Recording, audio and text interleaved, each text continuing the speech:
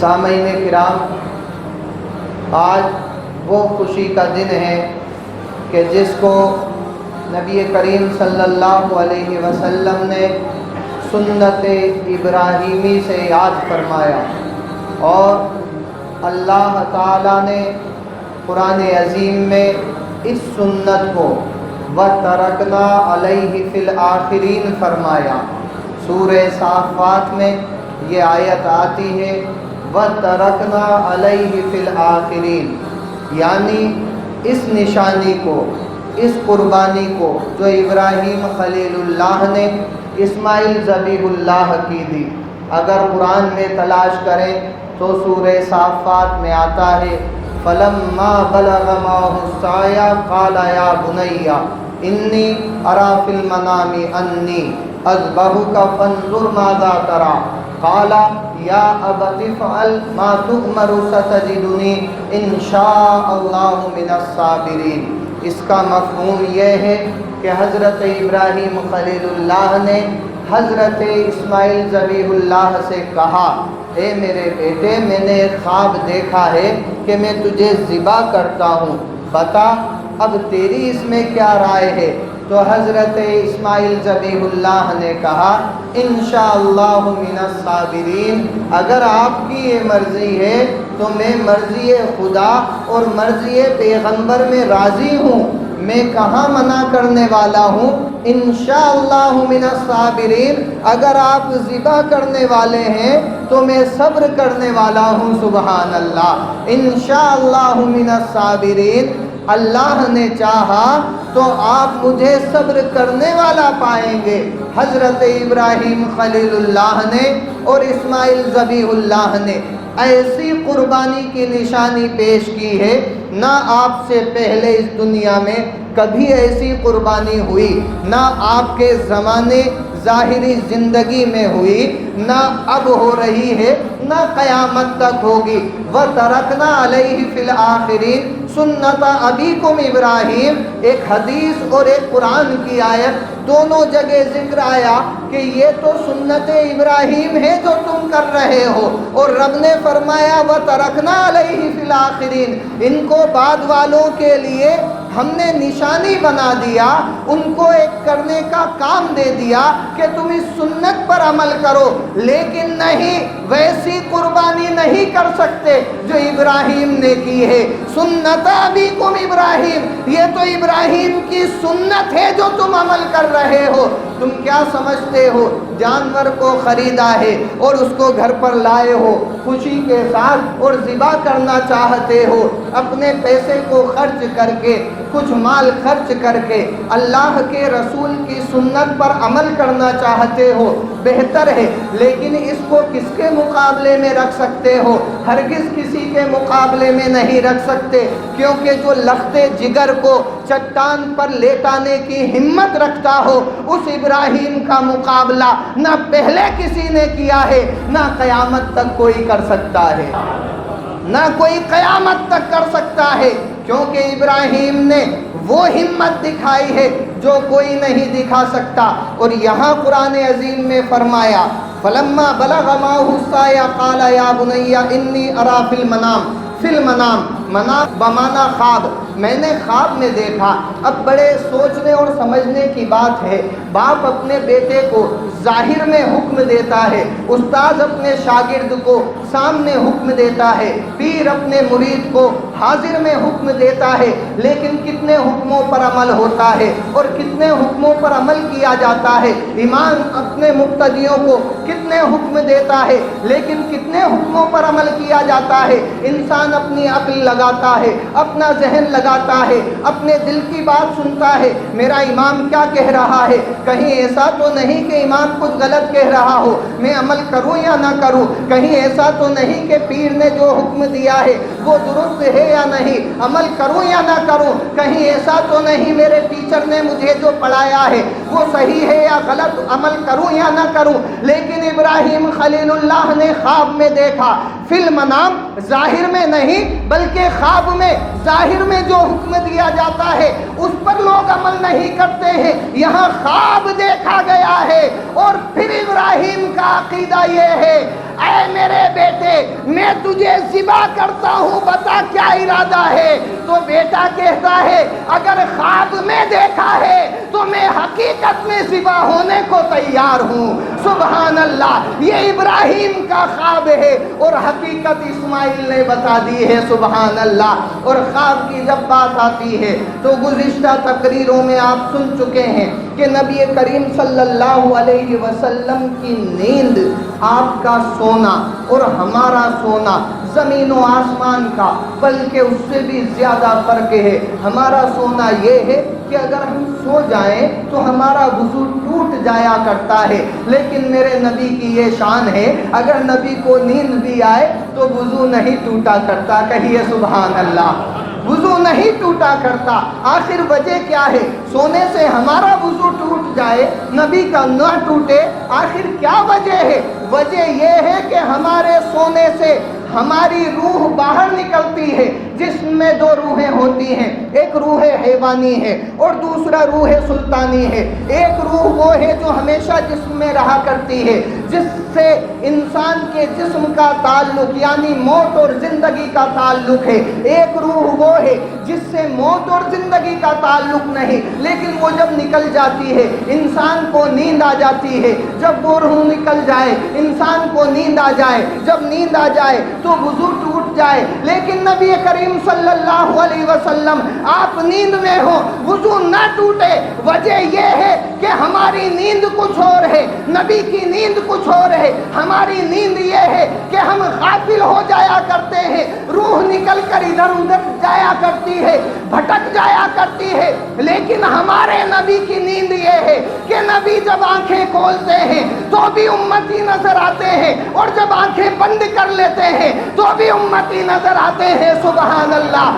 سبحان اللہ، تو بھی امتی نظر آتے ہیں۔ معلوم ہو گیا کہ نبی اگر آرام فرما ہے مدینے میں تو آج بھی ہم امتیوں کو دیکھ رہے ہیں۔ سبحان اللہ، ہم امتیوں پر نبی کی نظر کرم ہے، اسی لیے ہم نبی کو پکارتے ہیں، اسی لیے صلاۃ و سلام پڑھتے ہیں، اسی لیے درود پڑھتے ہیں۔ لہذا آج کا وہ مقدس دن ہے جسے سنت ابیکم ابراہیم کہا گیا۔ یہ ابراہیم علیہ السلام کی سنت ہے، جنہوں نے خواب کو سچا کر دکھایا اور ایسا سچا کیا، ایسا سچا کیا کہ جس کی مثال رہتی دنیا تک کوئی نہیں دے سکتا۔ ہم صرف مال خرچ کر کے اس سنت پر عمل کرتے ہیں، لہذا سنت پر بھی عمل کرنا ہمیں چاہیے کہ درستی کے ساتھ کریں۔ جو مسائل اہل سنت والجماعت کے، فقہ حنفیہ کے، احناف کے جو مسائل ہیں اسی پر عمل کرنے کی کوشش کریں۔ گزشتہ کئی جمعوں سے آپ حضرات اسی موضوع پر بیان سماعت کر رہے ہیں، اور یہاں ہر جمعہ کو آپ تفسیر قرآن سماعت کرتے ہیں۔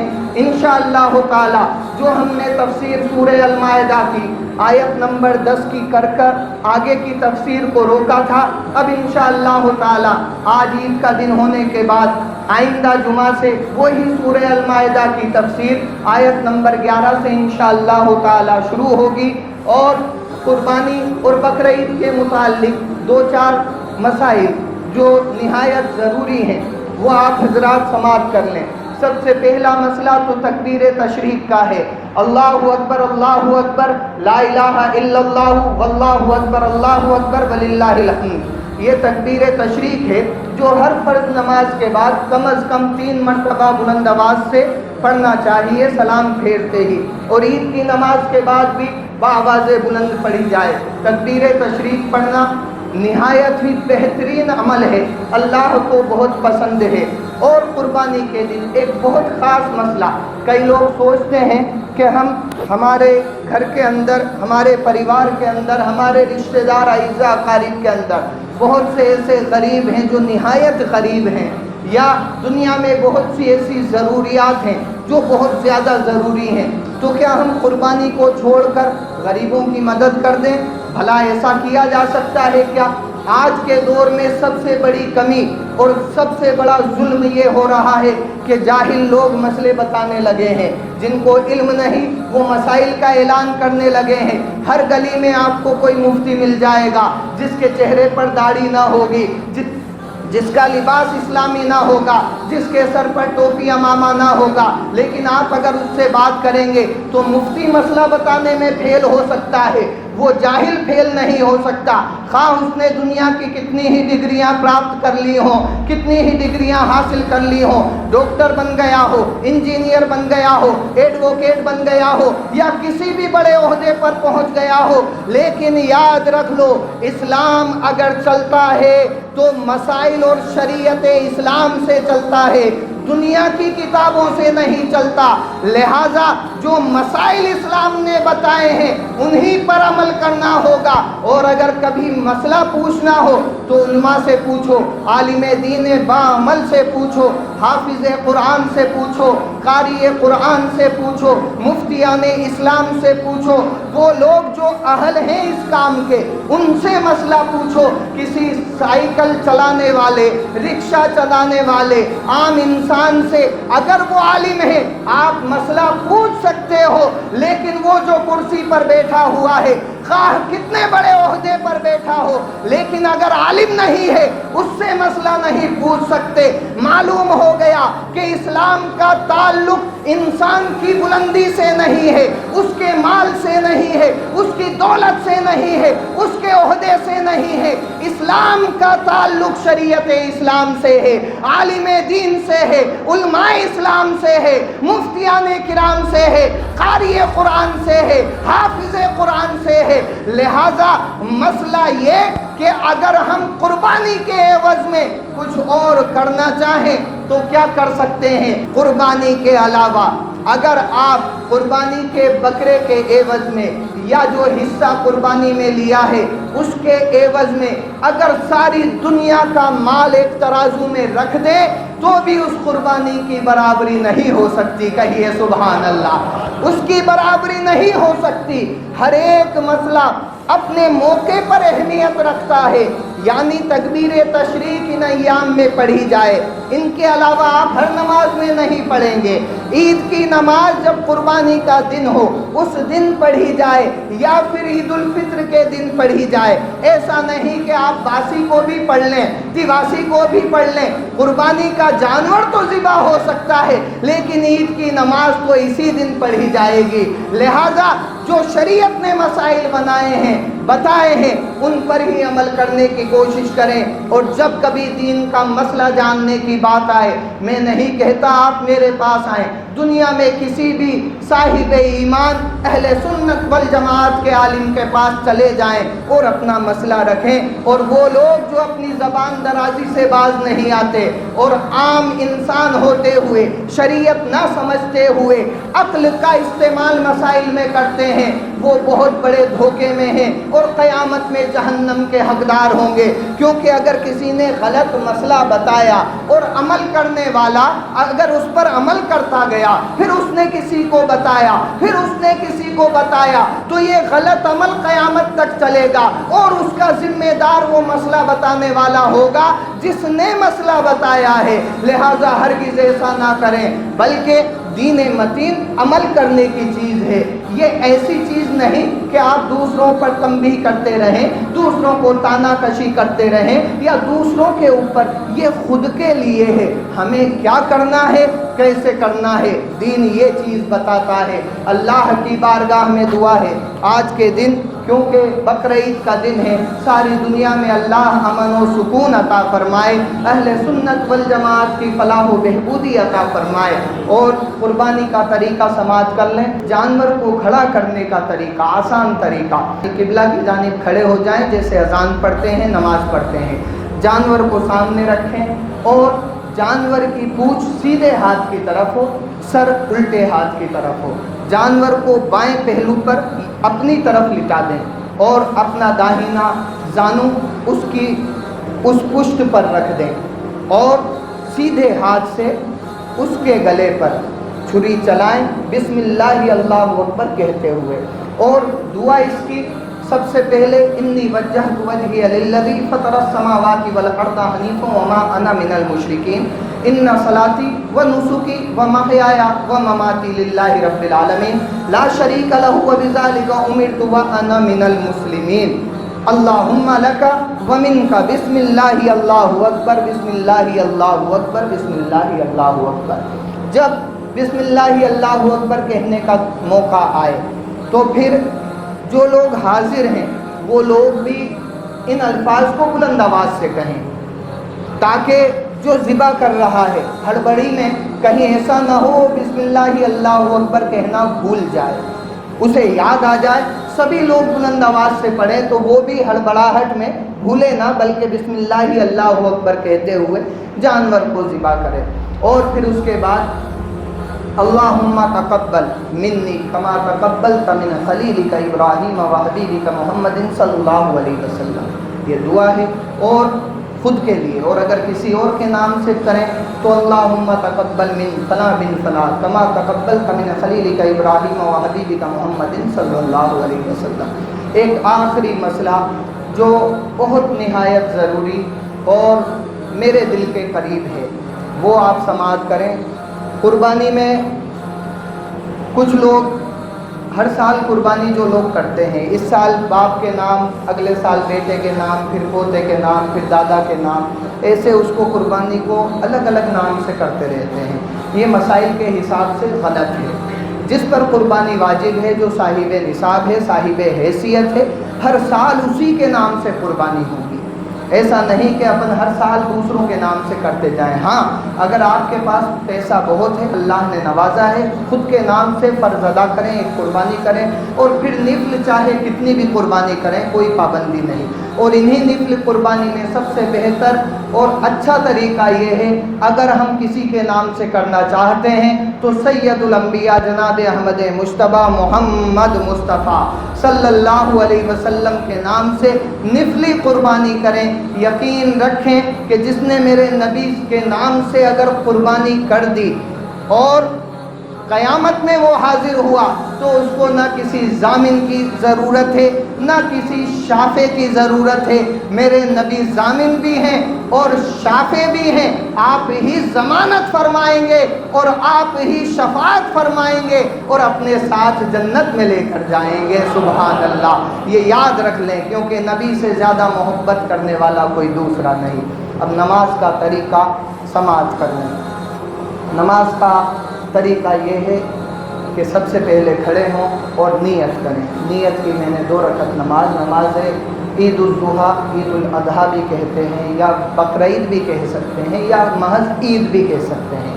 नियत की मैंने 2 रकत नमाज ईद उल ज़ुहा की, वास्ते अल्लाह ताला के मुँह मेरा तरफ काबा शरीफ के पीछे इस इमाम के अल्लाहु अकबर कहते हुए हाथ बांधिए। फिर सुब्हानकल्लाहुम्मा व बिहम्दिका व तबारक अस्मुका व तआला जद्दुका व ला इलाहा गैरुक। फिर अल्लाहु अकबर कहते हुए हाथ छोड़ दें। फिर अल्लाहु अकबर कहते हुए हाथ छोड़ दें। फिर अल्लाहु अकबर कहते हुए हाथ बांध दें। फिर इमाम किरात करते हैं। फिर उसके बाद रुकू सुजूद होता है।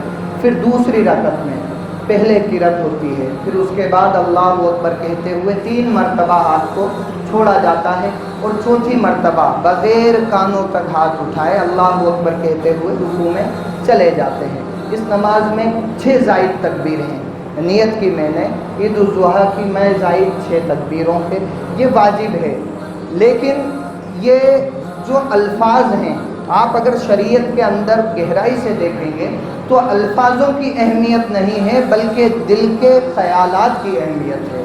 अगर आपके ख़याल दुरुस्त हैं, सही हैं कि आप क्या नमाज पढ़ रहे हो, तो अगर कोई अल्फाज आपका छूट गया, ऐसा नहीं कि नमाज गलत हो जाएगी। और अगर अल्फाज आपने बिल्कुल दुरुस्त कहे, अल्फाजों में कमी नहीं, लेकिन ख़यालात में अगर कमी हो गई तो नमाज ना होगी। लिहाजा ख़यालात दुरुस्त रखें। नमाज का तरीक़ा आप हजरात समाअत कर लें।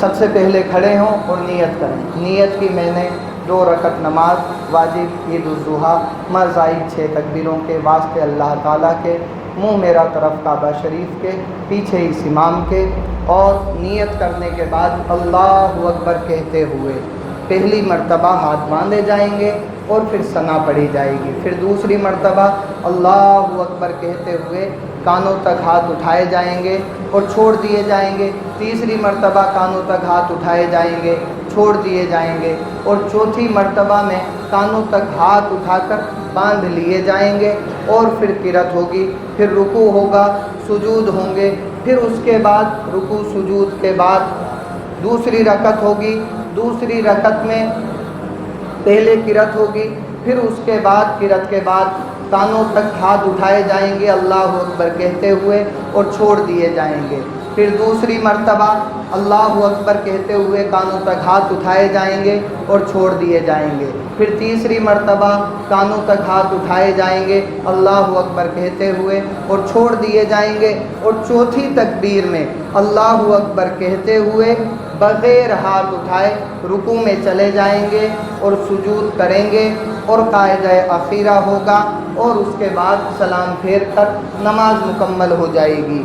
یہ نماز کا طریقہ ہے۔ جمعہ میں پہلے خطبہ ہوتا ہے اور اس کے بعد نماز ہوتی ہے، عیدین میں پہلے نماز ہوتی ہے بعد میں خطبہ ہوتا ہے۔ یہ اللہ تعالیٰ کا بے انتہا کرم ہے، بے انتہا فضل ہے ہم گنہگار بندوں پر کہ اس نے عید الفطر، عید الاضحیٰ کا موقع ہم صاحب ایمان مسلمانوں کو عطا فرمایا۔ اتنا بڑا احسان پروردگار کا نہ جانے انسان سے کتنے گناہ ہوتے ہیں، لاکھوں کروڑوں گناہوں میں ڈوبا ہوا انسان جب مسجد میں خدا کی بارگاہ میں کھڑا ہوتا ہے تو ایسا محسوس ہوتا ہے کہ اس نے کچھ گناہ کیا ہی نہیں ہے، اور واقعی اللہ تعالیٰ اتنا مہربان ہے۔ حدیث مبارکہ میں آتا ہے کہ خلوص دل کے ساتھ جب بندہ مسجد میں حاضر ہوتا ہے اور رب کے حضور کھڑا ہو جاتا ہے تو اللہ تعالیٰ اس بندے کو ایسا پاک فرما دیتا ہے جیسے آج ہی ماں کے پیٹ سے اس نے دنیا میں جنم لیا ہے۔ سبحان اللہ، سبحان اللہ۔ لہٰذا اطمینان سے نماز پڑھیں، گھروں پہ اطمینان سے قربانی کریں اور اطمینان سے اپنے اس دن کو منائیں۔ کسی طرح کی افراتفری نہیں، کسی طرح کی ہیل حجت نہیں، محبت کا پیغام لوگوں کو دیں، نفرت کا پیغام ہرگز نہ دیں۔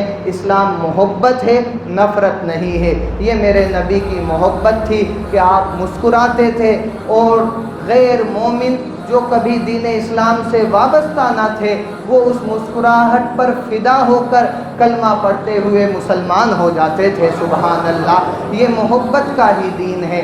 لہٰذا ہمیں چاہیے ہم اپنے دین کو سمجھیں اور اصل بات سمجھیں۔ آخری جملہ سماعت کر لیں، جو کچھ دین ہے وہ علماء سے حاصل کریں، جاہلوں سے حاصل نہ کریں۔ اور جاہلوں کو یہ تنبیہ ہے، جاہل کا معنی یہ نہیں ہو گیا کہ کسی کو گالی دی جا رہی ہے، جاہل کا معنی یہ ہو گیا جو عالم نہیں ہے، اس کے علاوہ جو ہے اسے جاہل کہا جائے گا، یہ بری بات نہیں۔ یعنی روزے دار وہ ہے جس نے روزہ رکھا ہو، جو بے روزے دار ہے اس کو بے روزے دار کہا جائے گا، اس میں گناہ نہیں۔ لہٰذا جاہلوں کو یہ تنبیہ ہے کہ وہ ہرگز اسلام کے مسائل میں دخل اندازی نہ کریں، ورنہ جو آج حالت دنیا میں ہو رہی ہے اس سے بدتر حالات دیکھنے کو مل سکتے ہیں۔ اللہ کی بارگاہ میں دعا ہے کل دنیا کے مسلمانوں پر رحم و کرم کی بارشیں عطا فرمائے، خاص طور پر جو لوگ آج اس مسجد میں اس جگہ یا یہاں باہر جہاں بھی نماز کے لیے حاضر ہوئے، ان کے جو مرحومین دنیا سے رخصت ہو چکے ہیں ان کے لیے دعائے خیر کرتا ہوں۔ اللہ تعالیٰ اگر کوئی عذاب میں گرفتار ہو ان کی مغفرت فرمائے، اور اگر کوئی عذاب میں گرفتار نہیں جنت میں آرام فرمائے تو اور مرتبے بلند عطا فرمائے۔ خاص طور پر میرے والدین، والد گرامی بابا صوفی عبد المجید صاحب جنہوں نے یہ مسجد تعمیر کی، اللہ ان کی مغفرت فرما کر جنت میں اعلیٰ مقام عطا فرمائے، اور میری والدہ کی عمر درازی اور صحت مندی عطا فرمائے۔ آپ سبھی کے والدین کی مغفرت اور جو دنیا میں ہوں ان کی عمر درازی اور صحت مندی اللہ عطا فرمائے۔ آمین بجاہ النبی الکریم صلی اللہ علیہ وسلم۔